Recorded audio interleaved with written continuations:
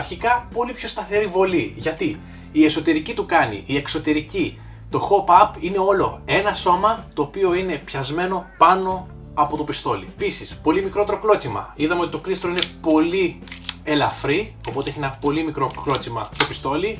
Χαμηλότερη κατανάλωση στο αέριο, επίσης λόγω βάρους του κλίστρου. Και κατά τη γνώμη μου, ίσως και λίγο πιο χαμηλό θόρυβο. Ο ήχος γενικά του πιστολιού, όπως το ακούτε, τι να πω, είναι ποίημα. Είναι απότομος, κοφτός, σνάπι όπως λέμε και στο χωριό μου στο καφενείο.